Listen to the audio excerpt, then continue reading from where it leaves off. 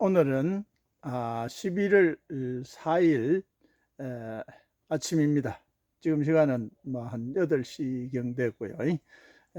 어제 저희가 이제 새로 물질을 어, 간주한 여기 농가에 왔습니다.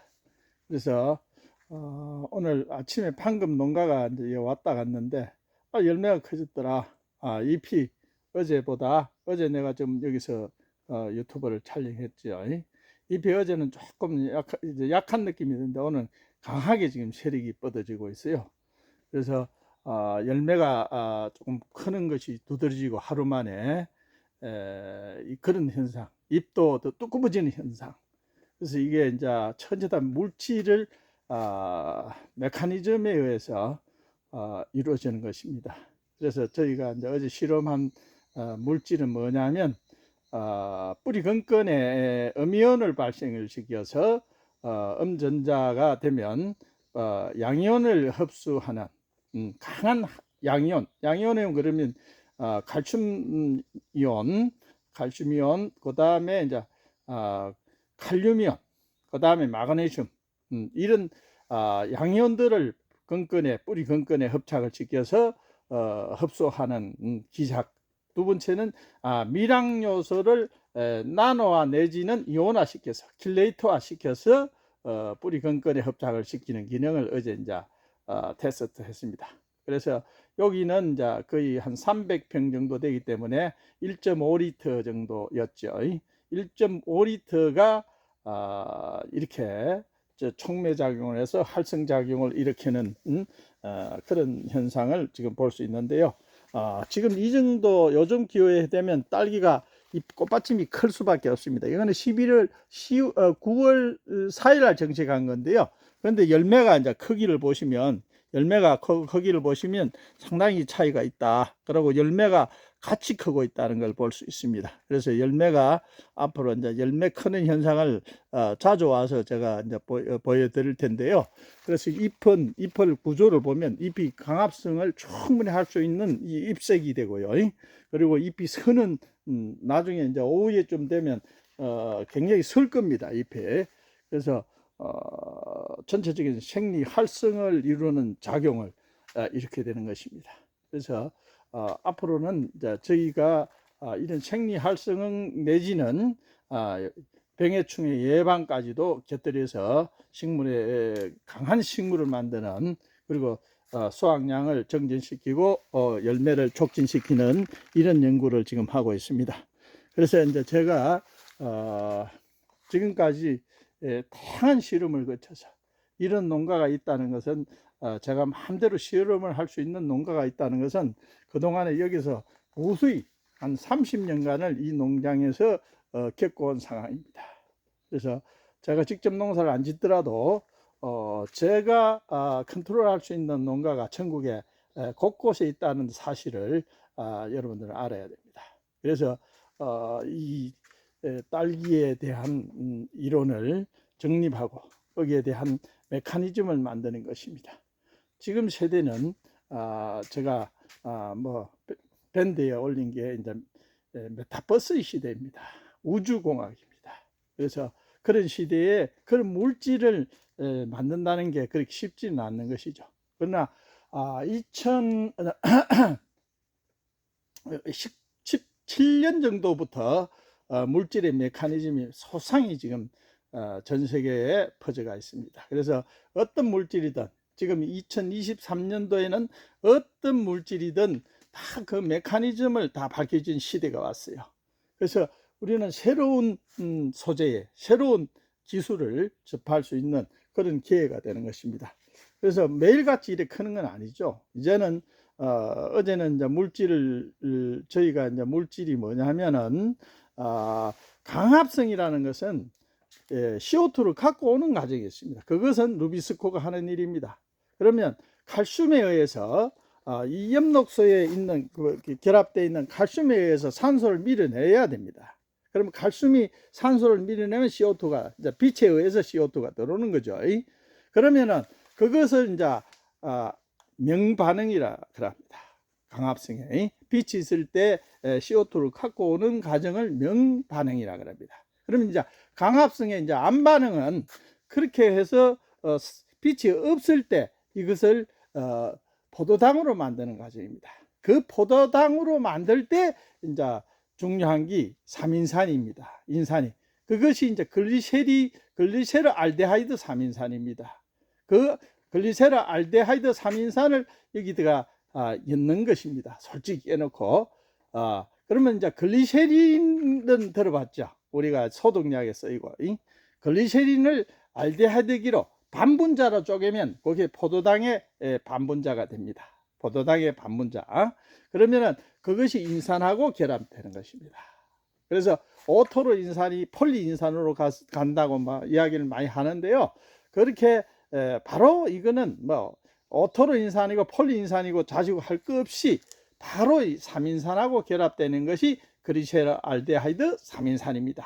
그 글리세르 알데하이드 3인산이 암반응 때 일어나서 그것이 아데노신 3인산으로 해서 세포로 들어가는 것입니다. 그래서 그 문제는 뭐냐 하면, 문제는 이제 핵심은 뭐냐면 강호흡이라고 있어요. 강호흡.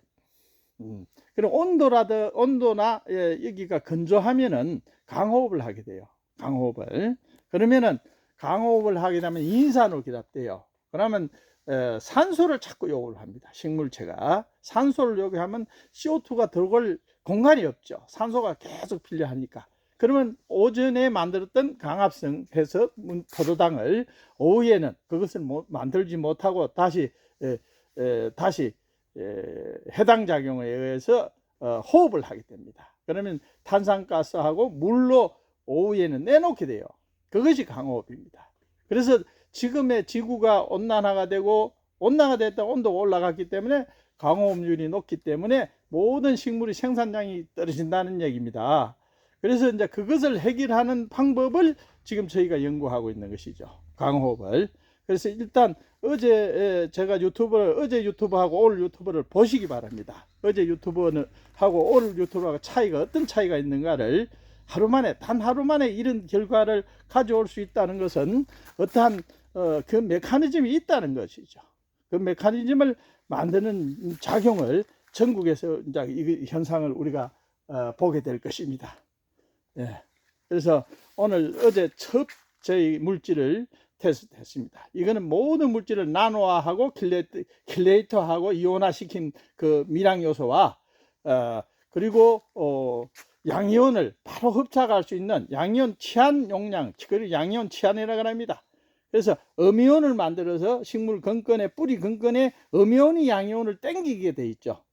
마이너스 전자가 플러스 이온을 땡기게 되어 있습니다. 그것이 이제 치안 용량입니다. 그래서 식물에 계속, 그러면 그것이 이제 반도체 역할을 한다든지 히토류라든지 리튬이라든지. 그래서 일가 원소가 뭐입니까? 수소, 산소, 리튬이 일가 원소를 만듭니다. 일가 원자를 만들죠.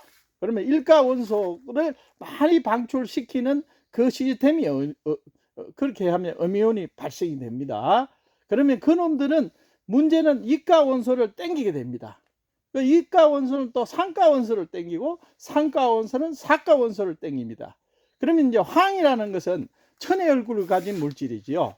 황은 활성이 적은 거를 이가항이라고 하고요. 활성이 높은 거 사가, 육가까지 됩니다. 황은 육가의 원소를 만들면 엄청난 에너지를 만들게 됩니다. 많은 것을 치환을 시킵니다. 암도, 그게 이제 메치오닌이나 시스텐, 호모시스텐이 메치오닌 같은 이 물질로 교환될 때 우리가 복구를 하는 것입니다. 세포가 잘못된 세포를 복구하는 겁니다. 그것은 주로 식물이든 동물이든 우리 사람이든 미토콘드리아의 그 DNA의 손상을 가져오기 때문에 그 미토콘드리아를 다시 재생하는 그 힘이 강합니다. 그것이 항이라는 것은 우리가 알아야 됩니다. 그러면 자, 히토류라든지 이런 것들은 만의 원소를 갖고 있어요. 만의 다양한 작용을 가지게 됩니다. 그것은 6가가 아니라 17가, 20가까지도 그 원소가 마음대로 자유자재로, 특히 이제 게르마늄은 사가입니다. 게르마늄은 사가 원소입니다. 그래서 상가로 전환하는 게 굉장히 게르마늄은 철 같은 것을 상가로 많이 전환을 하고, 상가 이온이 되면 철은 식물체가 잘 빨아들입니다. 그래서 모든 것은 과학적 바탕에서 우리가 농업을 해야 된다는 게 이제 지금은 우리가 말로서 되는 것이 아니라 현실적으로 우리가 이런 것을 볼 수 있어야 됩니다. 어떤 건 이해 좀 보십시오. 열매가 커지는, 두드러지게 커지는 현상을 우리가 볼 수 있습니다. 예. 어제 제가 와서 촬영을 한 것을 오늘하고 비교를 해 보십시오. 그 잎성이라든지 어떤가, 잎이 어제는 부드러웠는데 오늘은 굉장히 강하게 잎이 작용이 되죠. 강한 잎을 작용, 두텁습니다. 잎이 두껍고, 나중에 이제 흐리지만은 나중에 이제 이게 잎을 강압성을 할 때 잎이 이제 서는 것을 볼 수 있을 것입니다. 예. 자, 어제하고 오늘하고 비교해서 상당한 차이가 있다는 것을 저는 제 눈으로 확인합니다. 매일같이 이제 크는 건 아닙니다. 이게서 이제 그 순간적으로 그 물질에 의해서 생화학적인 이야기인데요. 그래서 생화하기 어렵습니다. 지금은 비교 실험을 해갖고 하는 시대가 아닙니다. 바로 A는 B다. A를 였을 때 B가 나오는 그런 시대입니다.